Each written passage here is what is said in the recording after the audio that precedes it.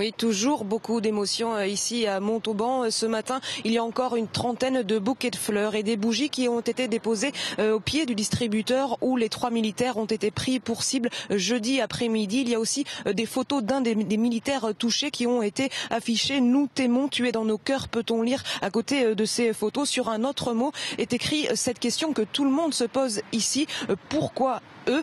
Depuis qu'on sait qu'une seule et même arme a été utilisée dimanche dernier à Toulouse dans le meurtre d'un autre militaire et dans les meurtres de Montauban, les habitants ne comprennent pas, se demandent qu'est-ce qui a poussé ce tireur à un acte aussi fou. Je vous propose d'écouter Anne-Marie, elle habite le quartier.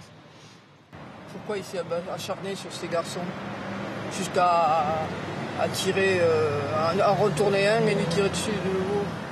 Est-ce que c'est quelqu'un qui leur en veut parce qu'il s'est passé quelque chose entre eux? Je sais pas, hein. Moi j'arrive pas à comprendre.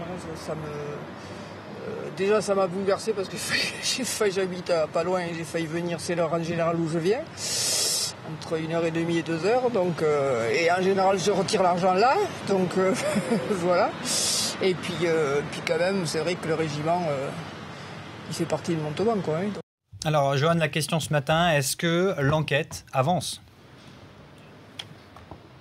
Toutes les pistes restent envisagées, aucune n'est écartée, aucune n'est privilégiée, a tenu à répéter hier le procureur de Toulouse qui reste très discret sur l'enquête en cours. Alors on sait qu'une seule et même arme a été utilisée à Toulouse et à Montauban et la piste d'un tireur très déterminé semble la plus sérieuse et la similitude entre les deux affaires sont assez troublantes. À chaque fois, un homme qui descend de scooter, le visage caché par son casque et qui abat froidement des militaires, des victimes qui sont toutes des militaires parachutistes. Alors, en attendant les résultats des prochaines investigations, les militaires ont reçu pour consigne de ne pas sortir seuls et en uniforme. Et les obsèques des 2 militaires touchés à Montauban jeudi après-midi pourraient avoir lieu mardi ou mercredi en présence du Premier ministre François Fillon et du ministre de la Défense Gérard Longuet et peut-être Nicolas Sarkozy.